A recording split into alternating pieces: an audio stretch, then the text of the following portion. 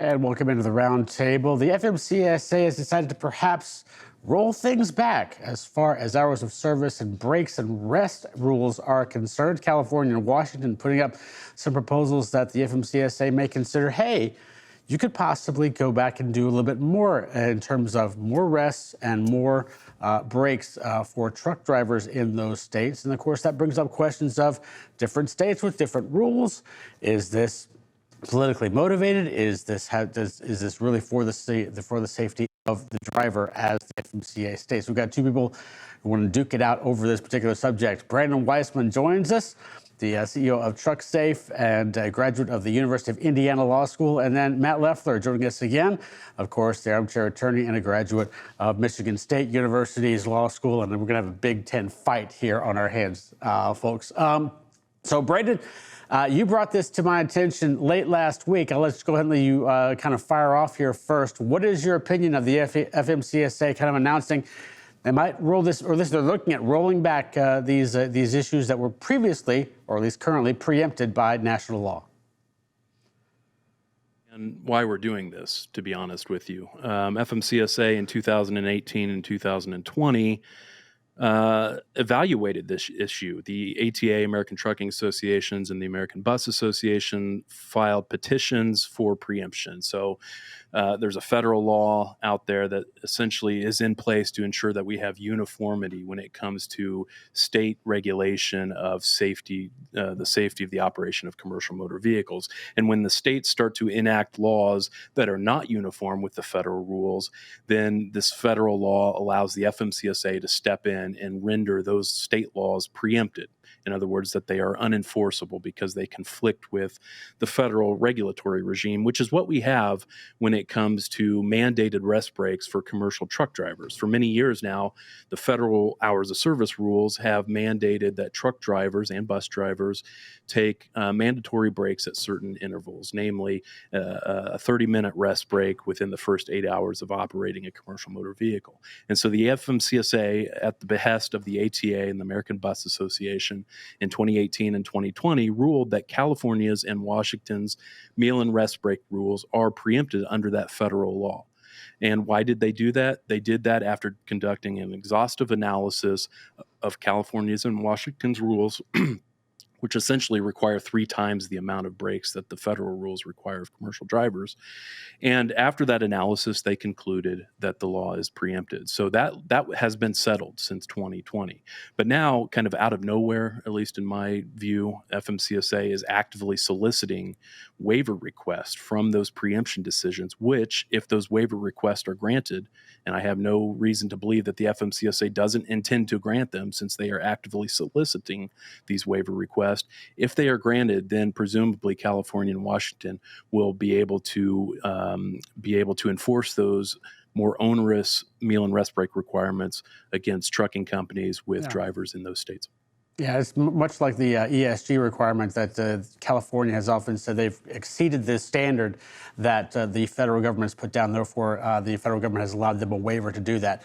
Matt, I think you're on the other side of the fence on this issue. What do you think? I wouldn't say I'm on the other side of the fence, but it's really important to note this. So California put out a regime saying if you work for 5 hours, we're going to give you a 30-minute uninterrupted meal period. And if you don't provide a 30-minute uninterrupted meal period, you will have a penalty of up to 1 hour you must pay that driver, that employee, that person in California.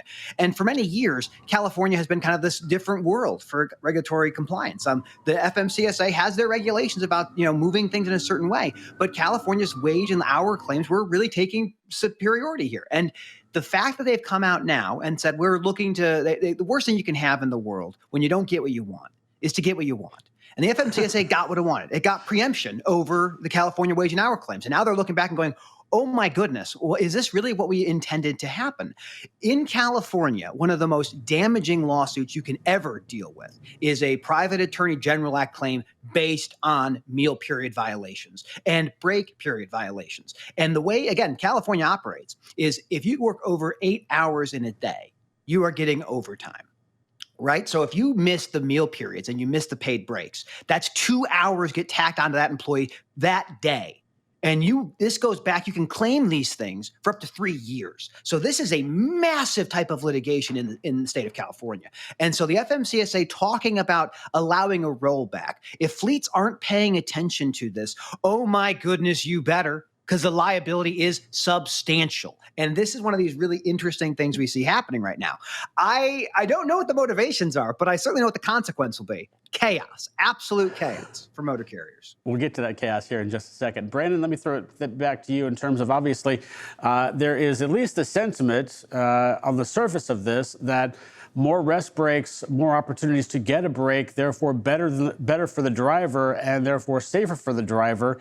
That seems to be at least one of the impetuses of this. Is that good enough? In other words, obviously, California and Washington, if they can prove that these are safer, then that waiver essentially, as you said, looks like it would be granted if it were solicited.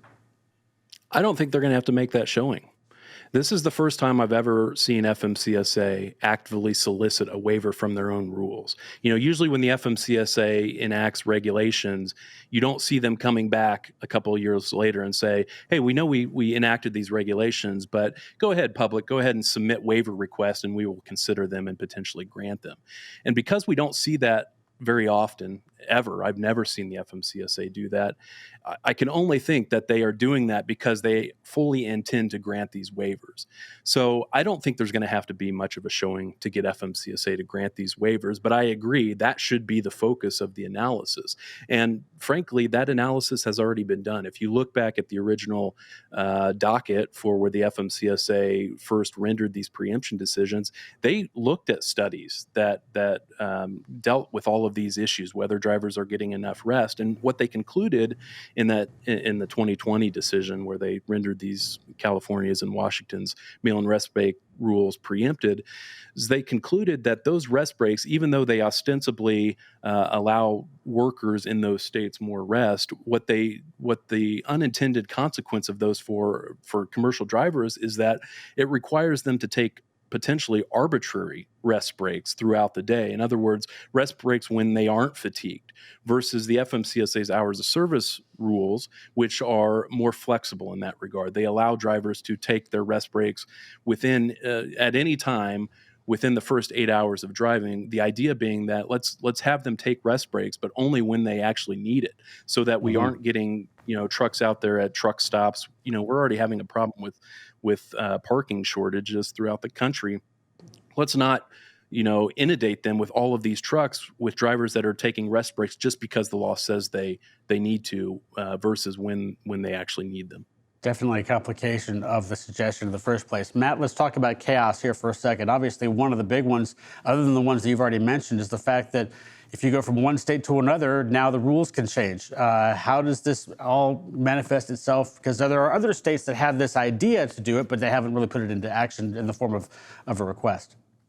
Yeah, I like to build off what Brandon said about an arbitrary stop. I mean, how dangerous is it for a motor carrier or for a truck driver or anybody to say, you need to stop now? Like, oh, this isn't a good safety place. No, it doesn't matter. There's no flexibility in this. The way that you get around a meal period opportunity like this is you must have a driver sign a waiver saying, I waive my meal period for this day. It's not a weekly waiver or a monthly waiver. It's a daily waiver. So the idea that you're going to tell people, hey, you've been driving for 5 hours, stop. Go stop, take 30 minutes, don't do anything. Don't look at your phone, don't listen to dispatch. It must be uninterrupted meal period. So this chaos, what begins as a very small trickle, like for many years, like California's wages and hours, that's what we all understood. And you go to California, it's a different world, different regulatory regime, you just deal with it. The FMCSA gave us a win. Ninth Circuit even said, yes, this is what we're going to do now. We're going to make it so these wage and hour things are going to be taken off the plate. They're going to be overruled. The supremacy of this FMCSA rule is going to take precedence. It will be the law of the land. And if you go backwards, if you walk back from this change, motor carriers are going to have to make a lot of adjustments. They're going to have to go in the way back machine in the pre-2020 world. And again, these types of penalties of missing these things, there's no like, oh, good faith effort, I tried to comply. It is not like that. It is, did you do this in the time that was given? And the answer is yes or no. If the answer is no, you are going to pay for the back wages. And if that puts them into overtime or double time, you will pay those things. You will pay for the attorney's fees to collect against you. And all of these things that follow along. And the thing that you have to understand about these cases, you cannot buy insurance that covers them. These are out-of-pocket claims that you have to pay with operating capital. And if you don't have the operating cash, these things can put you in enormous jeopardy as an organization. So I watched this from afar, and I see Brandon breaking the story initially because I hasn't been following this. I figured, okay, they've finally gotten what they wanted. But when they got what they wanted, there's somebody or some entity or some group that doesn't want that. And they are fighting, and now the FMCSA has basically said, yeah, we were right. If you want to get around it, you can. And here's the pathway. And it doesn't seem to be particularly onerous. So if it does happen, every motor carrier needs to be talking with their adjusters and talking with everyone in their council and everything to figure out, how do I stay compliant in California once again?